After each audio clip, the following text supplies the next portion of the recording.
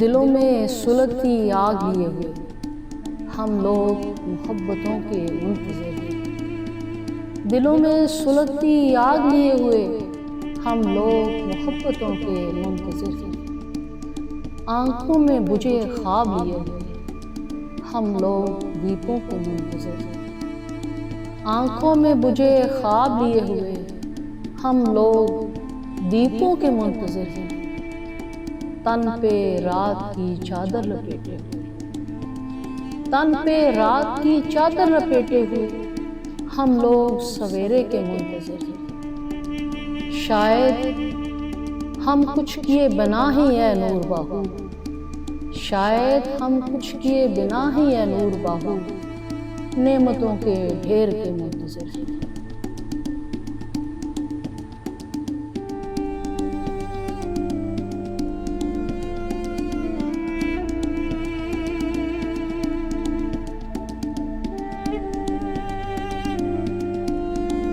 اللہ کے تمام دوستوں کو فقیر نازیہ نور احسان باہو کی طرف سے آج کے لائیو رمز حق میں ایک دفعہ پھر حق اللہ بسم اللہ۔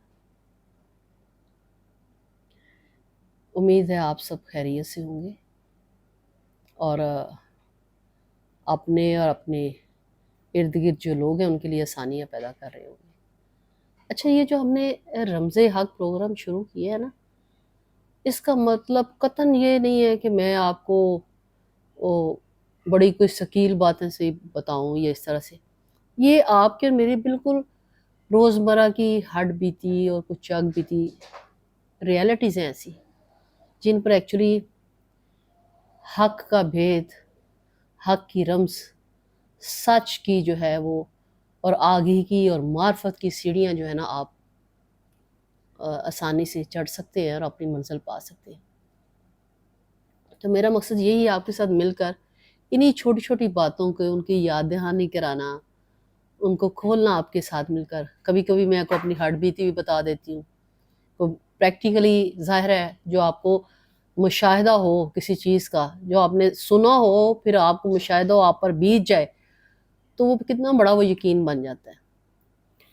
تو آج جو ہم بات کریں گے تھوڑا سا اس سلسلے میں، آپ نے بہت دفعہ یہ بات سنی ہوگی کہ اللہ کی راہ میں خرچ کرنے سے مال کم نہیں ہوتا، 10 گنا مالک اس کا اجر دیتا ہے، ٹھیک ہے۔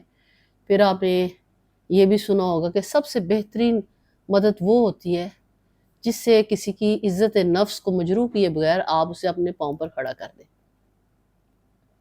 اس سلسلے میں آپ کے ذہن میں میرے ذہن میں نبی صلی اللہ علیہ وسلم کا وہ واقعہ آ رہا ہے جب ایک شخص ان کے پاس آیا اور کہا کہ میرے گھر کے حالات بڑے خراب ہیں اور یا رسول اللہ بچے بھی بھوکے بیٹھے ہوئے ہیں تو میری مدد فرمائیں۔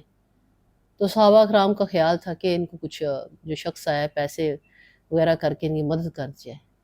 نبی کے صلی اللہ علیہ وسلم نے شخص سے پوچھا تھا کہ آپ کیا کر سکتے ہیں؟ کیا آپ؟ پھر انہوں نے کہا جی میں آپ جنگل میں جا کے لکڑیاں جو ہے وہ کاٹ سکتے ہیں؟ انہوں نے کہا جی میں یہ کر سکتا ہوں۔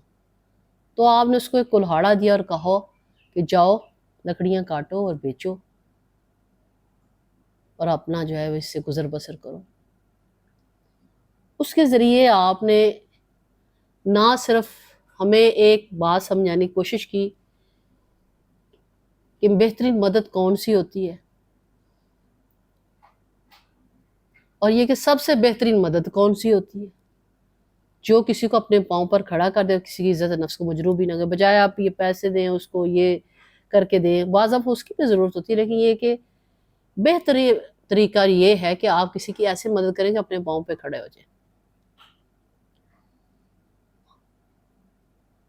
ایک تو بات یہ میں نے آپ سے کرنی تھی۔ دوسری یہ بات میں نے کی کہ اللہ تعالیٰ واقعی اجر دیتا ہے۔ میرا اس ناچیز گنہگار کوئی بڑائی کی بات نہیں ہے، لیکن میرا مشاہدہ ہے، میں آپ کے ساتھ شیئر کرنا پسند کروں گی، حالانکہ اٹس ویری پرسنل۔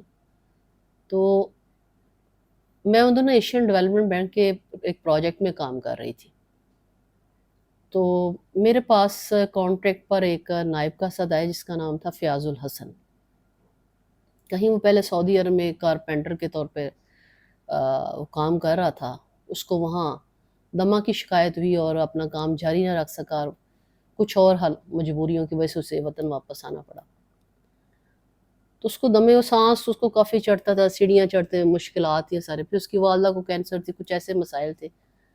تو ایک دن اس نے یہ بات کہی کہ میں چاہتا ہوں کہ میری آمدن بھی بڑھے اور میرے حالات اس طرح سے ہیں، والدہ کے لیے بھی میڈیسنس کی ضرورت ہے اور میں زیادہ کام بھی نہیں کر سکتا، کیا کروں میں، کس طرح سے کروں، مجھے کچھ سمجھ نہیں آ رہی.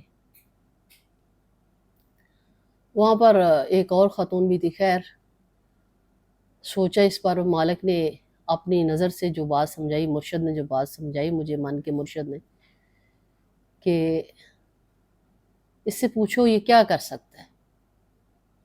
تو بات چیت کا مقصد یہ ہے کہ اس کو ہم نے، میں نے اور ایک اور تھی خاتون مل کے، تو ہم نے ایک اس کو چھوٹا سا یتیم خانہ چوک سائڈ پر پرانے گارمنٹس کا اس کو کاروبار شروع کر دیا، جس سے وہ نہ صرف اپنے پیروں پر کھڑا ہو گیا، اپنے حالات اس کے اچھے ہو گئے، اس کی مدد بھی ہوگی، اس کی عزت نفس بھی مجروح نہ ہوئی، اس کے لیے بھی آسانی، ہمارے لیے بھی آسانی. اچھا پھر ایک تو یہ بات میں نے بتایا، مگر دوسری بات یہ کہ جب ہم حق کی رمز کو فالو کرتے ہیں، یعنی کہ اس طریقت کو فالو کرتے ہیں جو نبی کریم صلی اللہ علیہ وسلم نے ہمیں سمجھائی، تو پھر اس کا آگے اور کیا فردر پہ میں آپ کو بتاتی ہوں کہ اتنا عظیم کرم اسی رات، وہ جو جتنے پیسے میں آپ کو کیا آپ اپنے منہ سے میاں مٹھو بننا اور اماؤنٹ بتانا، اتنے پیسے ہم نے اس کی اس کو تھوڑے سے وہ لگائے تھے نا، یقین جانے اسی رات میں نے دیکھا کہ